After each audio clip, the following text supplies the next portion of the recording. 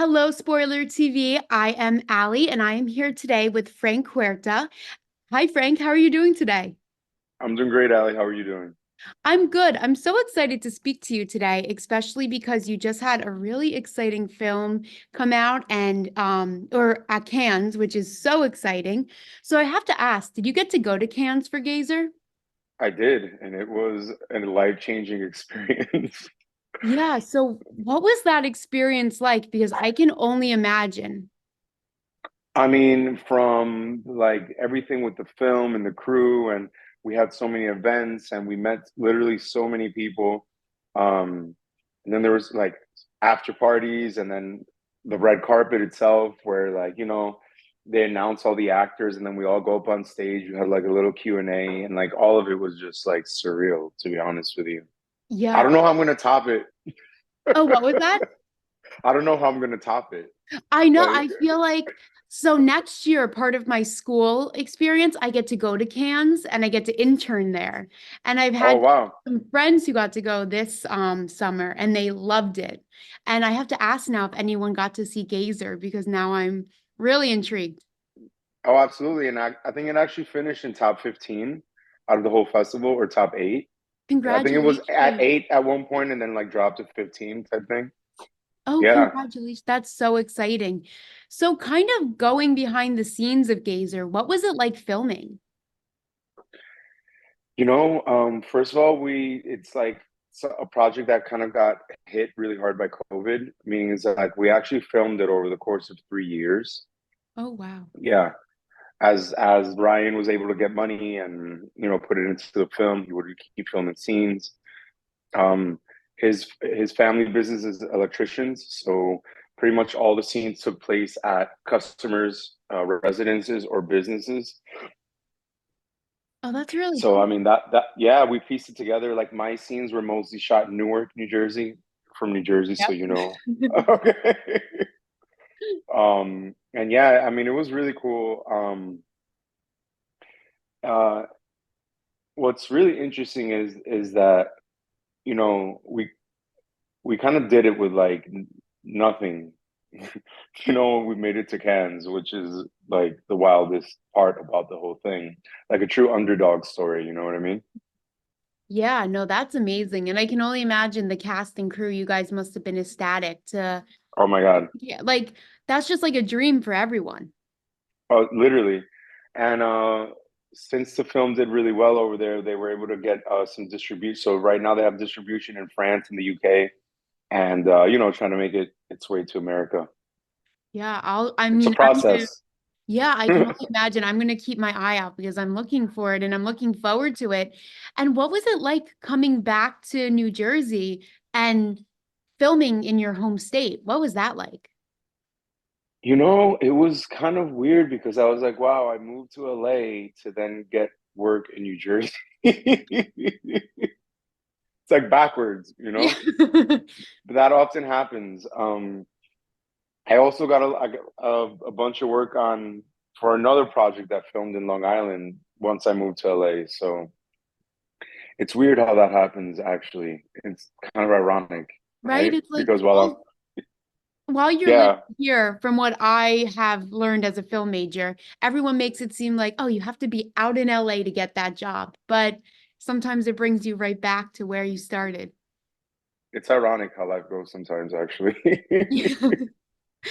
Now, do you have any behind the scenes stories from Gazer that you could share with Spoiler TV? Um, it was the type of behind the scenes where kind of like a lot of people had a lot of different jobs. Mhm. It was that kind of project. Yeah. Um, I don't really have any like crazy stories. Ryan is a really cool director. He's really like empathetic in the sense that, he kind of like guides you to where he's trying to get you more so as than like giving you a mark or a line read and stuff like that. It just really felt like I don't know, like a friendly experience. Also, Ariella, who's the lead, is my friend for years from an acting class, which is how they put me into that film. Oh, really? So it was through connections. Yeah, totally. Almost everyone in that film is from like an acting class that Ariel has been in. Oh, wow, that's really so kind of going into your acting experience, how did you know you wanted to become an actor? How did you kind of get on that route? Like, where did that fall into place for It was you? completely by accident. Oh, wow. 100%. Yeah. Um, like I was modeling and doing a lot of commercial stuff, and my agent recommended me to go to an acting class because he said that I had something that I should go, and it's literally as soon as I took that first class, I was like, I was born to do this. Oh, I wow. just never looked back.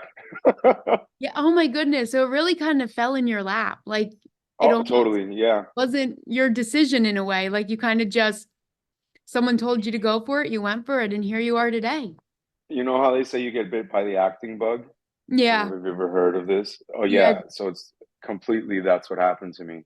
Oh, I wow. was like fell in love with performing.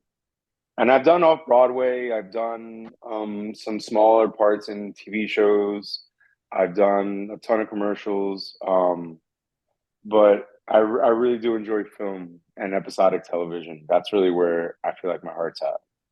Yeah, that's really cool. So, kind of comparing the two, film and episodic television, what is the difference when you're filming? Like, how do the two differ? Um,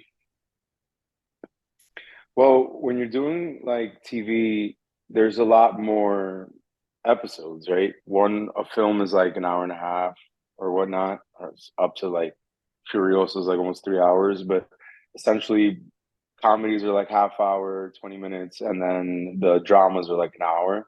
So it's just like a lot more Okay. to do. The Yeah. story's not one and done, it's continuously going. So that has its own like struggles, and it's like, but it's also kind of like cooler because you have a job for longer. Right, You know what right. I mean? Especially in this industry, it's always so touch and go and like wanting to like stay employed. So yeah, the TV shows must be nice. But so you got to work on CBS's Blue On Blue Blood. Bloods? What was that Yeah. like?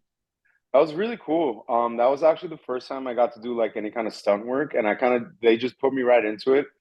It's uncredited because that scene ended up getting cut. That's another thing that kind of sucks. A lot of times you do all this work and then the scenes get cut for time reasons or like whatever. Yeah. But That it must happens more in episodic, but it happens also in features. Okay, so that is a similarity between the two of them. But doing your own stunt work or doing stunt work must have been pretty awesome.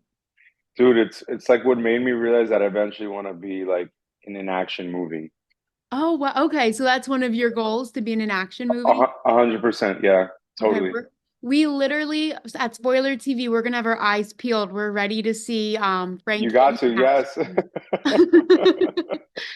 And do you have any memories from a feature film you were in, whether it's Gazer or Carrie Pilby, any of those? I mean, they're all different.